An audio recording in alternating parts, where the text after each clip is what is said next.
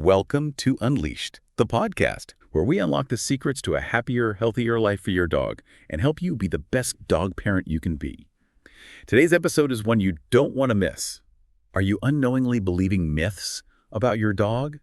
We're exposing 8 of the most common misconceptions about dogs that aren't just wrong. They could be affecting your dog's happiness, health, and behavior. Stick around until the end, because what you learn today might just change your whole relationship with your furry friend. We often rely on common wisdom when it comes to our dogs. But what if some of those long-held beliefs are actually myths? That's exactly what we're diving into today. You might be surprised to learn how many misconceptions are out there and how they could be impacting the way you interact with and care for your dog. Let's start with a classic. 1 human year equals 7 dog years. I know I grew up hearing this one. Is there any truth to it? Well, it's a nice, neat equation. But unfortunately, it's a huge oversimplification. A dog's aging process is far more complex than that. Different breeds and sizes age at different rates. Smaller breeds tend to live longer than larger breeds, and they also mature slower. You know their growth plates, those areas of developing cartilage that allow bones to grow? Well, in smaller breeds, those plates close later, so that means their skeletal development just takes longer. That makes sense. So a tiny Chihuahua is aging at a different rate than a massive Great Dane. Exactly. Think of a 1-year-old Great Dane. Physically and mentally, they're much more mature than a 1-year-old Chihuahua. Okay, so it's not a simple 1-to-1 ratio. So does that mean that smaller breeds are basically forever puppies then? Well, not exactly. It has more to do with the aging curve. So small breeds, they do tend to live longer, but their development slows down after that initial, burst of growth. Think of it like they're reaching maturity faster, but then they age a bit more gradually after that. Makes sense. That's why vets will often use breed and size-specific charts to assess a dog's true age, like in terms of their health and lifestyle and all that. That's really interesting. So knowing this, what should we as owners, actually do differently? That's the million-dollar question. So, for example, if you have a giant breed puppy, you might need to adjust your training expectations a bit, knowing they're hitting those maturity milestones sooner. Okay. And for those tiny but mighty breeds, we might need to be a little more vigilant about senior care, even if they seem, super sprightly well into their teens. Good point. This next one always makes me feel a little bad. The myth that dogs only see in black and white. I mean, imagine how boring that world would be. Oh, I know, right? Luckily, it's not true at all. Their color vision is definitely different than ours, but they do see colors. It's just they have fewer of those cone cells in their eyes, the ones that allow us to see the full spectrum of colors. Right. So they mostly pick up blues and yellows. So those colors will likely be more appealing to them. It's kind of like having red-green color blindness in humans. Interesting. Does this have any practical implications for dog owners? Absolutely. It can influence things like what color toys you choose for your dog.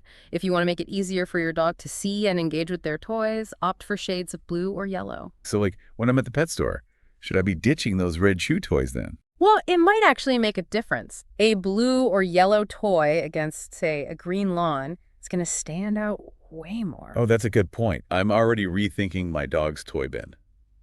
Okay, this next myth is one I think we've all fallen for at some point. A wagging tail equals a happy dog. Ah, yes, the wagging tail. It's become like this universal symbol of doggy joy, hasn't it? But the truth is much more nuanced. Right, because, I love a good tail wag, but... Well, think of it this way. Just like a human smile can hide all sorts of emotions, a wagging tail can mean so many things.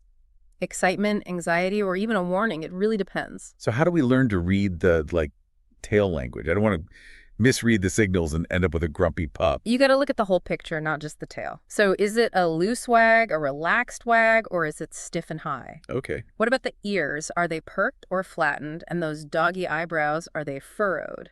Combining those cues is kind of like understanding their facial expressions. Right, it's like a whole new language.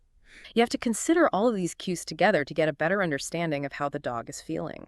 So even if a dog is wagging its tail, we should approach cautiously and not just assume they want to be petted. Absolutely. It's always better to err on the side of caution and respect a dog's space. You got to look at the whole picture, not just the tail. Okay, this next myth is a bit of a tough one because it challenges something that I think a lot of us just do instinctively, hugging our dogs.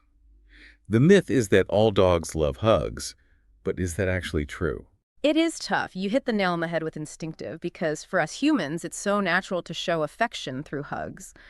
But for dogs, it's a whole different language. Like in the dog world, putting your arms around another dog, it can be seen as a sign of dominance or even like a threat. Wow, really? I never thought about it like that. So a gesture that we see as like loving, Yeah. they can interpret it as something totally different.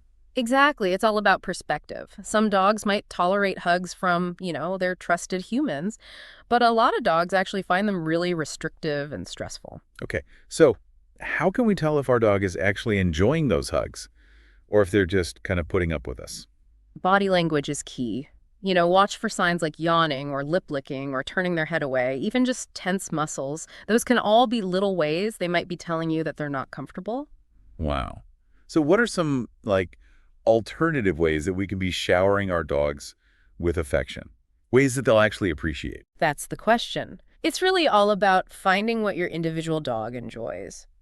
Maybe it's a gentle ear scratch or a chin rub or just spending quality time together, going for walks or playing fetch. It's about respecting their boundaries, speaking their language. Exactly. This is really eye-opening. I'm realizing how many misconceptions about dogs are out there. And we've only just scratched the surface. There are still plenty more myths to debunk. Okay, this next myth, we've all heard it.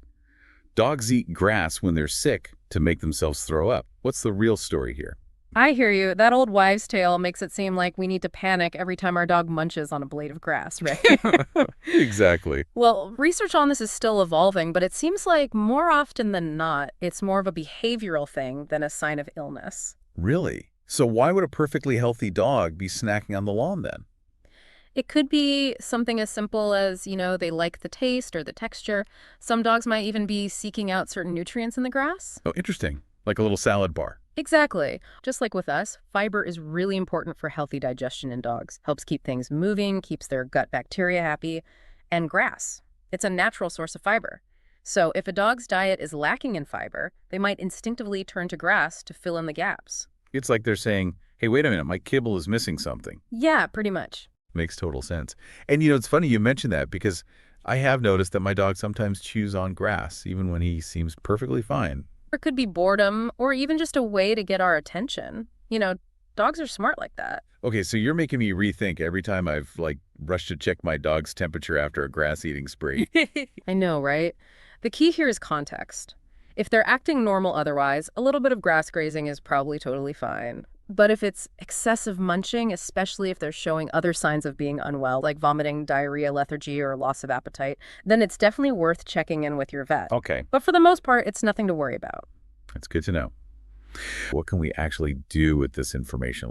How do we make sure our pups are happy and healthy when it comes to their grass-eating habits? Well, the first thing is making sure their diet is giving them everything they need, enough of all the nutrients, especially enough fiber. So check those ingredient lists on your dog food bags. And another thing you can do is add some veggies to their meals for a fiber boost. Things like carrots, green beans, even cooked sweet potatoes. Oh, that's a good tip. Yeah. Adding veggies. I like that. What if it seems like boredom is the main reason my dog is munching on the lawn? What can we do about that? Well, in that case, it's all about enrichment. It's about keeping them engaged mentally and physically. So regular walks, playtime, interactive stuff, and puzzle toys. Anything to keep them stimulated. Makes perfect sense. One last thing, especially if you're in an urban area, make sure the grass your dog is munching on is pesticide-free. Those chemicals can be really harmful to our furry friends. Oh, absolutely. Okay, what other dog myths are out there that need to be debunked? That whole grass eating thing kind of reminds me of another myth that we often get wrong, I think. The idea that you can't teach an old dog new tricks. Oh, that one always makes me kind of mad, honestly. It's so ageist, isn't it? Totally. I mean, sure, puppies, they have those super absorbent brains. They soak up everything. But older dogs, they're definitely still capable of learning. It just might take a little more patience and maybe a slightly different approach. So what kind of adjustments should we be making if we're trying to, teach an older dog something new? Well, think of it this way. Just like us, as dogs get older, they might have some, aches and pains, or their senses might not be as sharp as they used to be. Right. So keeping the training sessions shorter, maybe using clear hand signals, and being really generous with the positive reinforcement can make a huge difference. It's all about working with them where they're at now, not expecting them to be that same, like, spry puppy they once were. Exactly. And honestly, that mental stimulation of learning new things can actually be so beneficial for older dogs. Keeps their brains active, and it can even help slow down any cognitive decline. And training provides physical activity, which is crucial for maintaining your mobility and overall well-being. So don't underestimate those older pups. They've still got it. Yeah. That's great. Plus, it's just such a great way to bond with them, no matter their age. Well, we've officially busted 6 common dog myths so far. Yeah. I'm already feeling like a more informed dog owner. And it just goes to show that there's always more to learn about dogs no matter how long you've been a dog owner. What about this one? All dogs can naturally swim.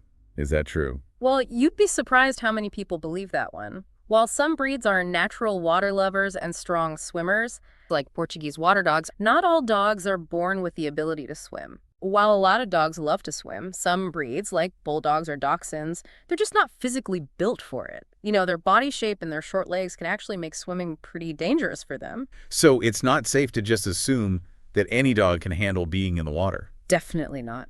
Some dogs might panic or struggle in the water, especially those with certain body types, like short legs or flat faces. It's always best to introduce your dog to water gradually and supervise them closely. That makes sense. So how should we introduce our dogs to water, especially if we're not sure if they can swim? Always start slowly and supervise them closely. A well-fitting life jacket can provide extra buoyancy and make them feel more secure. And if your dog seems fearful or hesitant, don't force them. Some dogs just aren't meant to be swimmers, and that's perfectly okay. There are plenty of other ways to enjoy the outdoors together. That's a good point. We should always respect their individual personalities and preferences. Here's one that comes up every summer. It's the myth that shaving your dog's fur will help them stay cool in the heat. That seems logical. Yeah. We wear less clothing when it's hot, so shouldn't the same apply to dogs? It seems that way, but for most breeds, shaving their fur can actually make them overheat. Really? How is that possible? Dogs with double coats like golden retrievers and Siberian huskies have a double layer of fur that acts as insulation, keeping them cool in the summer and warm in the winter. When you shave them, you're actually disrupting that natural temperature regulation system. So we're doing more harm than good by shaving them. Right. Plus, shaving too close to the skin can also increase the risk of sunburn, insect bites, and even skin cancer. It's best to leave their coats as they are and focus on providing plenty of shade and fresh water to keep them cool during those hot summer months. Wow, that's good to know. Okay, ready to tackle one last myth. Let's do it. Okay, that whole dogs inherently hate cats thing. The classic cat versus dog rivalry. We see it everywhere, don't we? In pop culture, movies, cartoons. But is there any truth to it? Yeah, like, is it really just ingrained in them to, like, be enemies? Not necessarily. I mean, sure, some dogs might have a stronger prey drive than others. That's true. Right. But a lot of dogs can coexist peacefully with cats, and some even become the best of friends. So what are some of the, key factors in fostering a harmonious, multi-species household? It all starts with proper introduction. So, like, gradual exposure, positive reinforcement, and a watchful eye, of course. Those can go a long way in helping dogs and cats learn to at least tolerate and maybe even enjoy each other's company. So there's hope. We don't have to just resign ourselves to, a lifetime of cartoon-style chases and squabbles. Not at all. With patience and understanding, dogs and cats can often share a home quite happily. It's all about managing their interactions and creating a space that feels safe and comfortable for both of them. I love that. Well, I think that's a really great message to end on. We've tackled so many myths today. I know. We've covered aging and vision and, behavior. Well, it's been a really informative deep dive. And to our listeners, thank you so much for joining us. Yeah, thanks for tuning in. And remember, knowledge is power when it comes to dog ownership. Stay curious, keep learning, and most importantly, just cherish those moments with your furry friends. Don't forget to subscribe to our podcast for more insightful episodes on all things dog. Until next time, happy dog parenting, everyone.